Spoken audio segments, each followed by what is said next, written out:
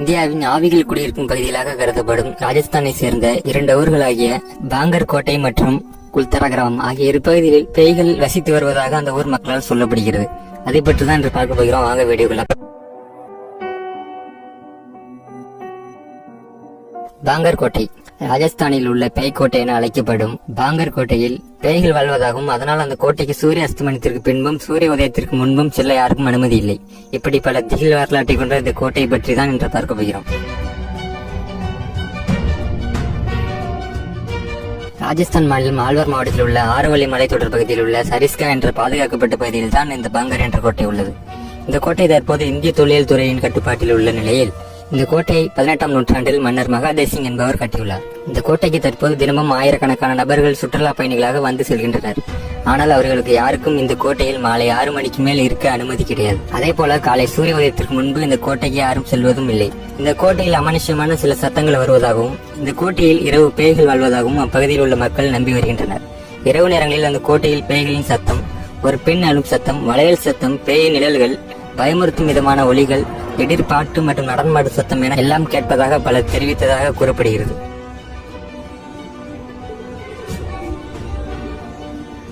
ஏன் இந்த கோட்டை இப்படி ஆனது என்பதற்காகவும் சில கதைகள் உள்ளன. இந்த கோட்டையை கட்டிய மகாதேவ் சிங் என்ற மன்னர் இந்த கோட்டையை கட்ட முடிவு செய்த போது அவர் தேர்வு செய்த இடம் தனது குரு பாலநாத் என்பவர் தியானம் செய்யும் இடமாக இருந்துள்ளது. இந்த கோட்டையை கட்ட துவங்கிய போது அவர் தனது குருவிடம் அனுமதி கேட்டுள்ளார். அதற்கு குரு பாலநாத் தியானம் செய்யும் இடத்தில் நிழல் விழாத அளவிற்கு கோட்டை கட்ட வேண்டும் என சொல்லியுள்ளார். இதை ஏற்றுக்கொண்ட மன்னர் கோட்டையை கட்ட ஆரம்பித்தார். சில மாதங்களில் சூரியனின் கோணம் மாறும்போது குருபாலநாத் தியானம் செய்யும் இடத்தில் நிழல் விழுந்துள்ளது. இதனால் கோபமடைந்த குருபாலநாத் தியானம் செய்யும் இடத்தை நிழல் போட்டு மறைத்ததால் அந்த கிராமத்தில் இனி எந்த வீடு கட்டினாலும் நிழலுக்கு மேற்கூரை இருக்காது என சாபம் விட்டுள்ளார். அதன்படி தற்போது இந்த கோட்டையை சுற்றி எதை கட்டினாலும் மேற்கூரை கட்ட முடியவில்லை. அதே நேரத்தில் மேற்கூரை கட்டினாலும் இடிந்து விழுவதாக பலர் கூறுகின்றனர்.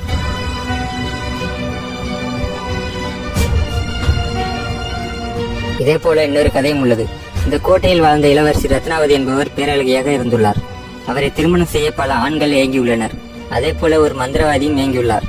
அவர் இளவரசியை மந்திரவாசியின் மூலம் அடைய நினைத்துள்ளார். இந்த தகவலை கேட்ட இளவரசி அந்த மந்திரவாதியை கோட்டைக்கு அழைத்து தனது காவலர்களை வைத்து கோட்டையிலே கொன்றுள்ளார். அப்பொழுது அந்த மந்திரவாதி விட்ட சாபம் தான் இன்றும் அந்த கிராமத்தில் யாரும் மேற்கூரை கட்ட முடியவில்லை என சொல்லப்படுகிறது. இதே போல இவர்களின் ஆன்மாக்கள் தான் இந்த கோட்டையில் இரவு நேரங்களில் பேயாக வாழ்வதாகவும் கூறப்படுகிறது. சிலர் இந்த கோட்டையில் முழு இரவை கழிக்க நினைத்து உள்ளே போனவர்கள் அன்றுடன் காணாமல் போய்விட்டதாகவும் கூறப்படுகிறது. சிலர் உயிரை இழந்து விட்டனர் எனவும் கூறப்படுகிறது. இது குறித்து இன்றும் அந்த பகுதி போலீசாரிடம் வழக்கு நிலையில் தான் உள்ளது. இப்படி இரவு நேரங்களில் அந்த கோட்டையில் உண்மையில் மர்மம் சத்தங்கள் வருகிறதா? பேய்கள் அந்த கோட்டையில் வாழ்கின்றனவா?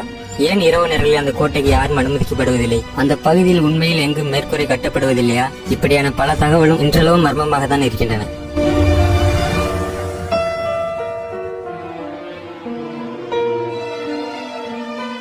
குல்தரா கிராமம் ராஜஸ்தான் மாநிலம் ஜெய்சல்மர் மாவட்டத்தில் உள்ள குல்தரா கிராமம் தான் இது.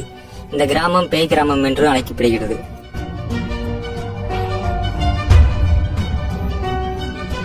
பதிமூணாம் நூற்றாண்டில் துவக்கத்தில் இந்த நகரம் உருவாக்கப்பட்டது. இந்த நகரம் பாலி என்ற பகுதியிலிருந்து குடிபெயர்ந்து வந்த ஒரு குறிப்பிட்ட சமூகத்தினரால் உருவாக்கப்பட்டதுதான் இந்த நகரம். முதலில் சிறு கூட்டமாக இருந்தவர்கள் நாளடைவில் கொஞ்சம் கொஞ்சமாக அதிகமானார்கள். இந்நிலையில் 19ஆம் நூற்றாண்டில் கிட்டத்தட்ட 500 குடும்பங்கள் வாழ்ந்ததாக கூறப்படுகிறது. இந்த கிராமத்தில் ஒரு அம்மன் கோவில் அமைத்து அந்த அம்மன் கோவிலை சுற்றி நகரம் அமைக்கப்பட்டிருந்தது. இந்நிலையில் ஒரே நாள் இரவில் அந்த கிராமத்தில் வாழ்ந்த 500 பேரும் காணாமல் போனதாக கூறப்படுகிறது. இந்த கிராமத்தில் வாழ்ந்த மக்கள் எல்லாம் எங்கு சென்றார்கள், ஏன் சென்றார்கள் என்ற எந்த காரணமும் யாருக்கும் தெரியவில்லை. இவர்கள் காணாமல் போனதற்கு பலர் பல்வேறு காரணங்களை சொல்லி வருகின்றனர். இதற்கு மிக அதிகமாக சொல்லப்படும் காரணம் அந்த கிராம மக்கள் அங்குள்ள கோவிலின் அம்மனிற்கு குற்றம் செய்து விட்டதாகவும் அதனால் அந்த கிராமத்திற்கு தீங்கு ஏற்பட்டு கடவுள் சக்தியை அந்த கிராமம் இழந்து விட்டதாகவும் கூறுகின்றனர். கடவுள் சக்தியை இழந்ததால் பேய்கள் குடிபுகுந்து விட்டதாகவும் அந்த ஊர் மக்களால் சொல்லப்பட்டு வருகிறது.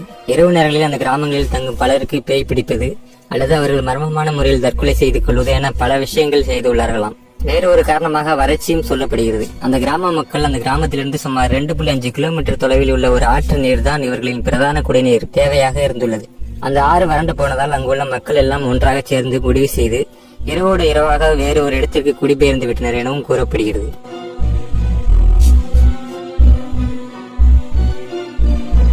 2017ஆம் ஆண்டு அம்மாநில அமைச்சர் ஒருவர் அந்த கிராமத்தை பற்றி குறிப்பிட்டு பேசிய போது இந்த கிராமம் பூகம்பத்தால் அழிந்து போனதாக கூறினார்.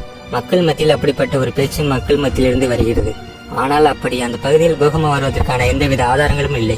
இந்த கிராமத்தில் பேய் தான் வசிக்கிறது என பல மக்கள் உறுதியாக நம்பி வருகின்றனர். இதனால் அந்த ஊருக்குள் யாரும் இரவு தனியாக தங்க சுற்றியுள்ள ஊர் மக்கள் அனுமதிப்பதில்லை. அவ்வப்போது இதை தவிர்க்க சிலர் அந்த கிராமத்திலேயே குடியேற எண்ணி அந்த கிராமத்தில் தங்கியுள்ளனர். ஆனால் அவர்களும் பேய்கள் நடமாட்டம் இருப்பதாக கூறி அவர்கள் தலைத்தறிக்க ஓடிவிடுவதாக கூறுகின்றனர். பகல் நேரங்களில் அந்த கிராமமும் ஒரு சுற்றுலா தலமாக மாறிவிட்டது. ராஜஸ்தான் அரசு அந்த கிராமத்தை சுற்றி வேறு வழியின்றி சுற்றுலா பயணிகளுக்கான வசதியை வழங்கி வருகிறது. ஆனால் இந்த கிராமத்தை சுற்றி ஒரு கதவு வைத்துள்ளனர். அந்த கதவை மாலை 6 மணிக்கு மேல் அடைத்து விடுகின்றனர். அதன் பின்னர் யாரும் அந்த கிராமத்திற்கு விடியும் வரை செல்வதில்லை. அப்படி யாரேனும் அந்த கிராமத்திற்குள் செல்ல வேண்டுமெனால் அரசிடம் முன்பே அனுமதி பெற்று உரிய பாதுகாப்புகளுடன் அதிக நபர்கள் செல்ல அனுமதி வழங்கப்படுகிறது.